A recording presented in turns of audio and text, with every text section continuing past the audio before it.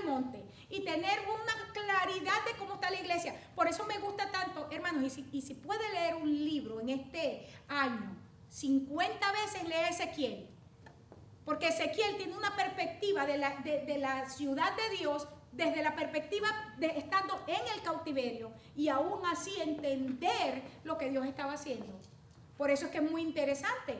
Ezequiel como profeta es sumamente interesante porque él estaba con los cautivos y aún así pudo ver según el corazón de Dios, ser objetivo en el problema y traer la palabra de Dios a la situación. Pero ¿qué es lo que nos pasa a nosotros? Si encontramos algo con lo que no estamos de acuerdo, listo, es del diablo y hasta ahí. Dios tiene gente en todas partes. ¿O usted no cree eso? Yo creo que Dios tiene gente en todas partes. En los lugares que usted menos se imagina, Dios tiene gente. Y Dios se está revelando. ¿Y cuáles son las cosas maravillosas cuando uno está involucrado en misiones mundiales? ¿Por qué es que uno se llena de tanta esperanza cuando uno empieza a escuchar cómo Dios se le está revelando a gente donde no ha llegado el evangelio a través de sueños y visiones y se están convirtiendo?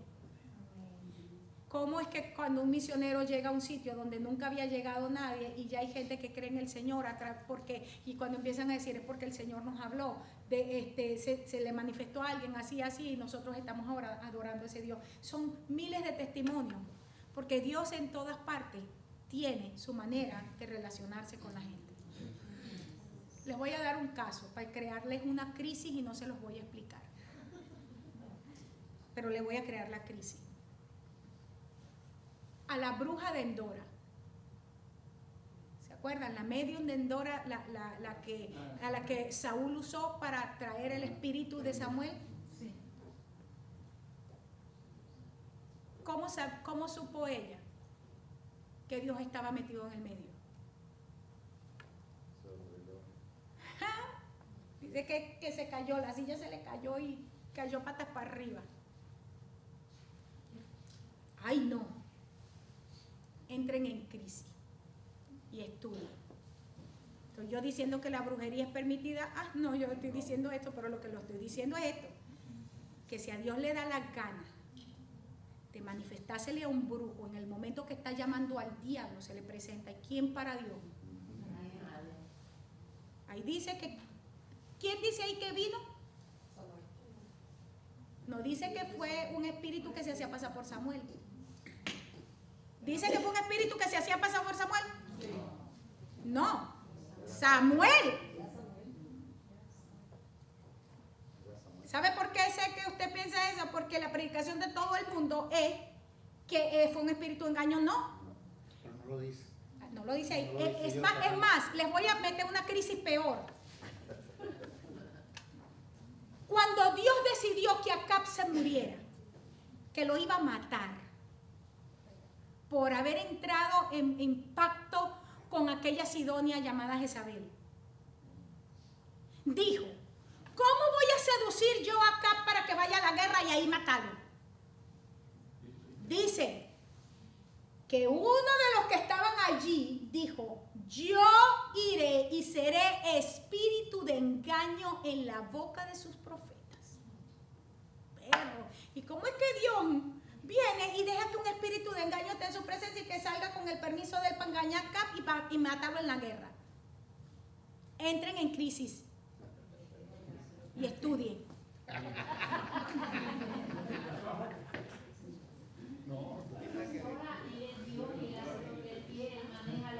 Él maneja lo que... Pero en nuestra teología, en nuestra enseñanza chucuta, pusimos a Dios en un pedacito. Y Dios no se mueve de ahí. Dios, no te muevas de ahí. ¿Está claro? Ok. Ese fue el Dios del que yo un día dije: a mí no me enseñan ese. Y si eso es Dios, no soy cristiano. Dios limitado. Cuando yo le dije eso a mi mamá entró en crisis. Ay, mi hija se fue para el mundo. Ella no entendía que yo en mi edad, que estaba en una crisis de fe, le dije: estoy en una crisis de fe porque el Dios que me han enseñado no llena mis expectativas, ni mi hambre, ni mi sed. No lo llena. No no suple lo que, y mi necesidad no era un pantalón ni unos zapatos, eso no era. Porque yo siempre yo siempre le buscaba al gato 5 patas, siempre, porque ese es un espíritu profético con el que yo nací. Y entonces como el gato tenía que tener 4. Entonces cuando yo buscaba la quinta me decían que era rebelde. Entonces yo, no, soy cristiana. Me meteré a qué, pues a hippie. Entonces mi mamá, ¡ay! Pero ¿qué fue lo que Dios usó para llevarme donde estoy? A buscarle la quinta pata al gato todo el tiempo. Entonces lo que para otros es rebelión, en Dios ha sido mi fortaleza. Porque siempre estoy buscando la quinta pata. ¿Y por qué? ¿Y por qué tú dices esto? Y si tú dices esto, ¿cómo tú explicas esto? Una vez estando en el seminario, como entré en una discusión con el profesor, siempre recuerdo que unos hicieron, ¡ay, hasta cuándo! Y yo le dije, si ustedes no sirven para estar en una discusión de nivel, ninguno de ustedes sirve para estar estudiando en el seminario. Váyanse para su casa a fregar. Hasta ahí les llegó el hastío. Claro, ¿cómo que si no le pueden buscar la quinta pata al gato van a estudiar? ¿Qué? Aliméntame con alpiste, así como los pajaritos. No sea así en el nombre de Jesús. Busque la quinta pata al gato. ¿Lo está entendiendo? Amén. Dios quiere una iglesia. Ay, ya las horas casi. Dios quiere una iglesia en orden y en rango. Y eso es, los del este tenían el rugido del león, los ojos para penetrar, entender los tiempos y que saliera la revelación. Los del sur tenían esa estrategia para manifestar la fuerza de un evangelio práctico. Oeste tenía las garras para reventar al enemigo. Y el norte tenía la capacidad para traer la palabra y que ejecutar el juicio. Ese era el orden de Dios. ¿Cómo no le iban a temer a aquel pueblo? Impresionante. Oye, yo quiero en el nombre de Jesús, y lo decía el año pasado cuando estudiábamos el tema, y en el 2010, que nosotros como congregación seamos eso. Porque la congregación no está hecha del pastor y de la pastora. Una iglesia en orden y en rango, cada quien en su sitio. Cada quien en su sitio, el diablo sale con las nalgas peladas de ahí. Sale porque sale. ¿Cómo se esconde? Si cada quien en su lugar siempre lo va a descubrir. No necesitan al pastor ahí. Cada quien en su sitio. Cada quien en su posición, haciendo lo que Dios le llamó a hacer. Y no hay diablo que se pare allí. A esa es la iglesia que el Señor le dice, las puertas del infierno, mira, no tienen autoridad contra ti, iglesia. Pues en el nombre del Señor yo declaro que nosotros somos esa gente. Y cuando los brujos vienen a maldecirnos, tienen que declarar bendición. Porque cuando empiezan a ver, dicen, no, cuando vienen a decir sus oráculos de destrucción y nos ven, dicen, no, wow, como si esas mujeres son como plantas crecidas, sus hijos son palmeras en medio del desierto. Dios mío, sus hombres, eso tienen los muslos como los muslos del Señor, escrito por aquí, verbo de Dios, y de sus voz. Tienen que vernos así. ¿Sí o no? Amén. Yo digo que nos tienen que ver así. Y que cuando nos vean, se mueran de miedo. Porque eso es lo que dice la Biblia. Que el terror caía sobre ellos. ¿Qué pasó con Jericó? Rahab, ¿qué dijo? Es que hemos salido de ustedes. La palabra en Reina Valera lo usa tan bonito. El corazón de nosotros ha desmayado. No, traducción del siglo XXI. Se hicieron del número 1, del número 2 y están en el baño, no pueden salir de allí. Por eso es que no podemos hacerle frente. Ay, eso es lo que dice. Les causó terror, y dice que sus hombres de guerra estaban completamente sin ánimo, que sin vida, a causa del temor que les producía aquello. Dios quiere, hermanos, una iglesia que está en orden, que está en rango, y en orden significa que usted conoce su llamado, su posición en el cuerpo y lo asume con la dignidad del Señor, en el orden del Señor. Amén. No puedo seguir porque ya son las... Bueno, tengo unos minuticos. Tengo 7 minutos. Más los hijos que te agarran. Vaya Primera de Crónicas 28:15. Primera de Crónicas 28:15. Para que veamos la cantidad de oro que usaban. Oro en peso para los candeleros de oro y para sus lámparas. En peso el oro para el candelero y sus lámparas, y para los candeleros de plata, plata en peso para cada candelero y sus lámparas, conforme al servicio de cada candelero. Cada candelero tenía un peso en oro puro, porque recuerden que era oro puro. Aquí están los de plata también, porque ya para este momento estamos hablando que estaba no recuerdo si fue Ezequías, que quiso que toda la casa estuviera alumbrada, y entonces hizo candeleros de plata. Pero quiero que veamos esto. Dios quiere una iglesia próspera. No estoy hablando aquí de próspera solo en dinero. Pablo dice, yo espero que tú estés prosperando en todas las cosas. O sea, tu cuerpo, tu alma, tu espíritu, tu conocimiento, todas las cosas tú tienes que estar próspero. Si mi bolsillo es más próspero que mi espíritu, hay un serio problema. Hay gente que tiene solo próspero, por decir, en apariencia, la vida de oración, pero más nada. No, tiene que haber un equilibrio. Yo no estoy diciendo tener para votar. Nosotros como congregación no tenemos para votar, pero tenemos todas las cosas para la necesidad y para la necesidad de la obra en otros lugares. Eso es prosperidad.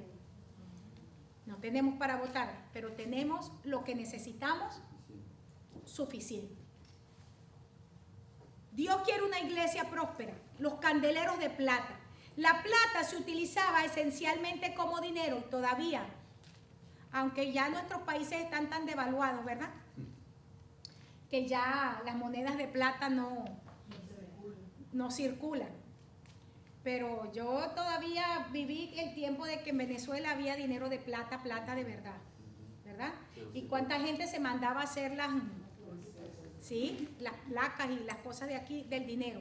Por ahí hay una que mi hijo encontró de $5, de $5. ¿Cuánto? Es el dólar ese. Ahí se la robé. Me dijo, porque yo le dije, es que me voy a hacer una... Me dijo, mamá, ¿tú no sabes cuánto cuesta eso? Le dije, justamente por eso es que me la voy a poner en mi pecho.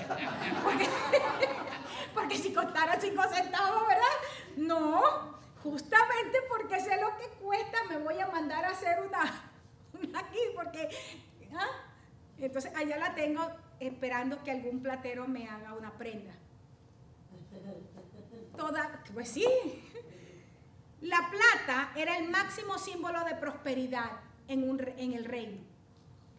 Esto estaba condicionado siempre al servicio que el candelero brindaba. Si era de oro, dependiendo de dónde estaba, y era de plata el candelero donde estaba, pero tenía un peso que había que darle. No era hueco, no era una prenda hueca. ¿Saben lo que me refiero con una prenda hueca? Hay una modalidad en este momento con el oro que están llamando oro laminado. ¿Cuántos conocen el oro laminado? El oro laminado es simplemente una lámina de oro, pero tan diluida, que por dentro de paso no tiene nada, absolutamente nada, y por eso lo pueden vender más económico. Ok, el candelabro no era hueco, sino era macizo, no era laminado, era macizo. El peso era exactamente el peso en oro o el peso en plata. O sea, que eso, el oro laminado no es la voluntad de Dios. Amén. Amén. ¿Entienden? Estoy hablando para espirituales. Amén. Estoy hablando para gente espiritual. Dios no quiere gente hueca. Dios quiere gente con sustancia. Dios quiere gente que tenga por dentro lo mismo que dice que hay por fuera. De hecho, la palabra que viene sin máscara, sincero, es justamente sincero, porque lo rellenaban con cera y de esa manera engañaban. Lo hacían con los jarrones orientales para que no se viera que estaban guateados, les ponían cera y al que no conocía, dámelo, me lo llevo. Aún el Ponían a mismo, la luz, aún la misma prenda. Exacto. Las prendas, las monedas. Las prendas, las monedas. Las llenaban de cera adentro y cuando las pisaban parecía que era de verdad y resulta que cuando la derretían, pues todo era Era laminado con cera por dentro. con cera por dentro. Y el Señor dice que nosotros tenemos que ser gente sin cera. Es decir, que lo que tenemos por fuera es el mismo material que tenemos Por dentro. y viceversa. Amén. Entonces, Salomón diseñó los candeleros, fue Salomón, los candeleros de plata y los colocó al lado del candelero diseñado por Moisés. Y termino con esta pregunta: ¿estamos nosotros cumpliendo el propósito de Dios? ¿Hacia dónde tenemos que alumbrar? Hacia adelante siempre. Tenemos que estar las lámparas en orden. Hoy estaba leyendo en parte de siempre leo cosas que aunque no estén relacionadas con mi tema, pero la parábola de las vírgenes. Las 10 eran vírgenes. Las 10 estaban invitadas a la boda. Pero 5 caminaron en el orden de Dios, en la disciplina del Señor, en la orden. Pero 5, alguien se puso una vez bravo porque yo dije que eran brutas, pero pues la palabra insensato es bruto, es sin ceso. Insensato es la palabra sin ceso, que es sin cabeza, sin cerebro. Y alguien que es sin cerebro es bruto. Lo que pasa es que a mí me gusta manejar el vocabulario y ver el vernáculo.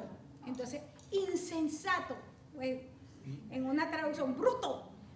Y el Señor está diciendo, las 10 habían sido escogidas, las 10 habían sido llamadas, las 10 habían sido equipadas, las 10 habían sido invitadas, instruidas, pero 5 decidieron caminar en la instrucción, en la orden, y llenaron sus lámparas de aceite. El aceite, ¿de qué me habla? Del Espíritu Santo, porque la lámpara que siempre está alumbrando es mi vida. Llenarme del Espíritu del Santo de Dios que para ser dirigidos a toda verdad. Y las 10 se durmieron, no fueron 5. Dicen que todas se durmieron. O sea que el problema no está en dormirnos. El problema está en que cuando nos despertemos tengamos aceite todavía en la lámpara. Que haya Espíritu Santo. Ahí, ¿sabes que eso da paz? Saber que nosotros podemos cabecear, que de repente sí podemos ceder en ciertas cosas, pero que mientras haya aceite en la lámpara, tiene que haber aceite en la lámpara. Y cuando el maestro llegó, es el tiempo de la boda, habían 5 que tenían aceite, que estaban listas para la boda, preparadas para la boda. ¿Quiénes no están preparados? Si tú no pones el aceite, y después vamos a justamente el punto de la semana que viene. Es una iglesia que sabe arder en el tiempo de la transición porque tiene el aceite del Señor ardiendo en ellos. Y qué interesante saber que el aceite que se usaba aún era hecho de una manera específica. No se podía poner cualquier aceite. El aceite que está más barato ahorita, y vamos a poner manteca de cerdo porque está bien barato ahorita. No, había un aceite específico y la composición de ese aceite era muy específico. Amén.